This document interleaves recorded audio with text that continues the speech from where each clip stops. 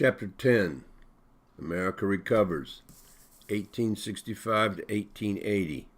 Part 3, The Hayes Compromise. Hayes versus Tilden. The 1876 national election pitted the Civil War hero, then post-war Ohio governor and strong Reconstructionist Republican Rutherford B. Hayes against the Democratic Party candidate, New York Governor Samuel J. Tilden, well known because of his crushing of the Tweed machine. Both men were excellent choices for the presidency. The election was close, so close in fact that the results went into the prolonged contest. Votes were recounted and challenges were made on both sides of the nearly equal results of a number of states' contests. Eventually, the matter went before a congressionally appointed commission. But in the meantime, Hayes had struck a deal with a number of Southern politicians promising for their support the withdrawal of federal troops from the South, the support of a Louisiana governor's election in exchange for the promise of the protection of black rights in that state, and the acceptance of a number of Southern politicians on his cabinet. This ultimately, March of 1877, swung the final decision of Congress in his favor, and finally, in the summer of 1877, the new Hayes administration was ready to get down to business. But it would be an administration hampered greatly by the widely publicized compromises it was forced to accept in order to gain the White House. Labor troubles. In 1877, violence shook the Baltimore and Ohio Railroad Company, which was having a hard time maintaining profits, and thus announced a reduction in workers' wages. Strikes broke out across parts of Maryland, Pennsylvania, Ohio, and New York, and became violent when replacements, or scabs, as the workers called them, were brought in to take over the jobs of the striking workers.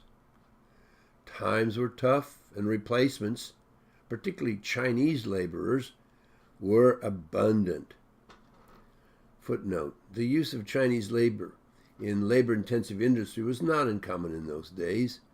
For instance, the tracks of the Central Pacific Railroad had been laid across the high mountains of California and over the Nevada desert by a huge number of marginally paid laborers brought in from a war and opium-ravaged China. President Hayes refused to get involved, although he did order in troops to protect the property of the railroad companies. Eventually, the strike simply limped to an end on its own. However, Hayes did succeed in enraging the railroad workers when he then vetoed a bill passed by Congress restricting the use of Chinese laborers. Hayes' veto, in turn, helped to promote a Democratic Party victory in both houses of Congress in the 1878 elections. The end of Reconstruction.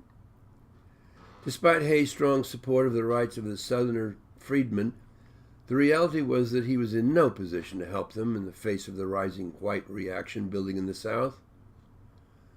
Mounting Indian problems on the American frontier were forcing Hayes to have to move his troops rather immediately from the South, which he'd promised anyway, to the West to protect American frontiersmen.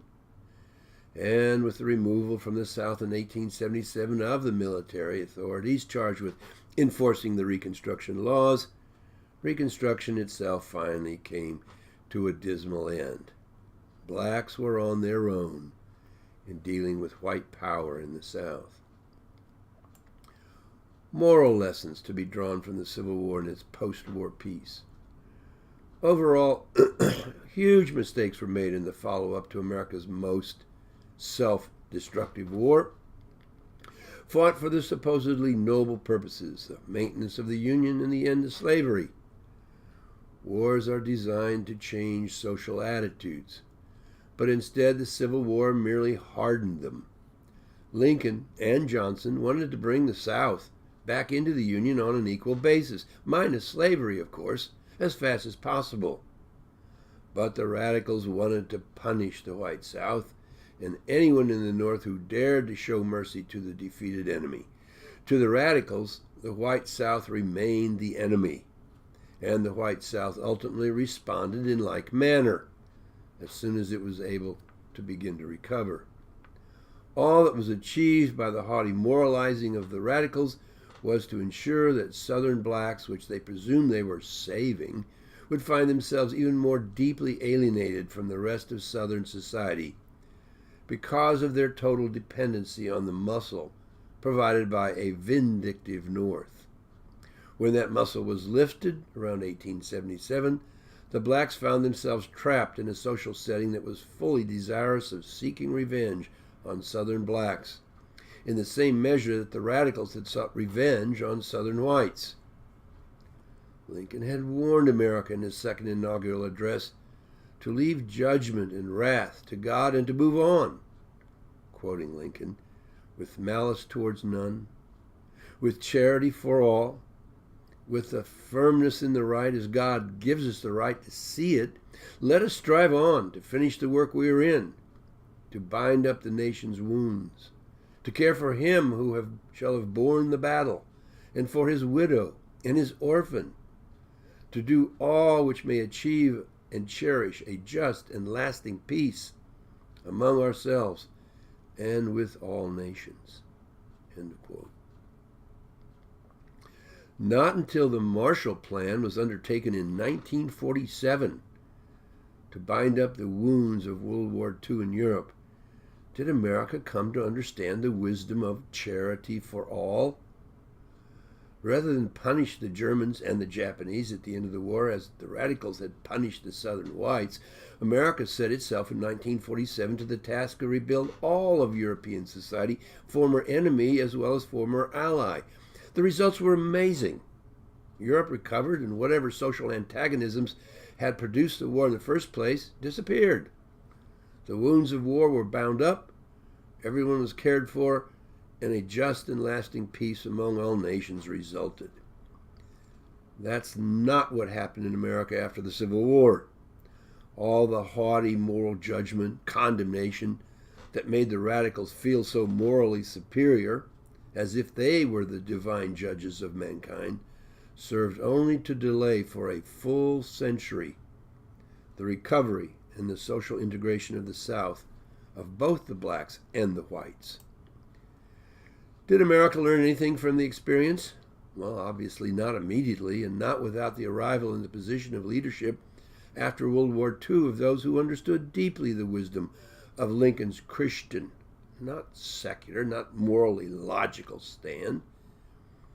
These wise men understood by moral or spiritual instinct, like Lincoln, that we live in a flawed world in which only God has the right to judge. The term wise men, as a footnote, has been widely applied to President Truman's group of advisors who helped him shape a post-World War II peace. Since the publication in 1986 of Walter Isaacson and Evan Thomas's book, The Wise Men. As Christ taught the world around him, they understood it was critical to seek not judgment against others, but forgiveness and a readiness to come together, not as gods, but as imperfect humans, and work to help flawed human society forward through the power of personal fellowship. But sadly, some Americans, especially those that sought social power, preferred to place themselves in the position as enlightened judges over the rest of society. As history constantly bears out, such as the French Jacobin, the Russian Soviet, German Nazi, and Chinese Maoist revolutions, and as the era of post-war Reconstruction confirmed, the byproduct of such intellectual arrogance brings only further destruction and remorse, not new glories to human life. Footnote: another notable example, besides the 1940s Marshall Plan, was the 1990s program of repentance and reconciliation undertaken in South Africa under the presidency of Nelson Mandela. South African politics changed hands from predominantly white to predominantly black power holders, without accompanying violence that usually characterizes such abrupt transfers of power. Mandela and others conducted this program on the basis of the same sense of charity that Lincoln had sought, a sense of charity that in the 1860s, 1870s America, the radical Northerners and the Redeemer Southerners were able to touch with their deep sense of social justice, or just plain social outrage. Charity is possible, but it takes powerful moral spiritual leadership to transact.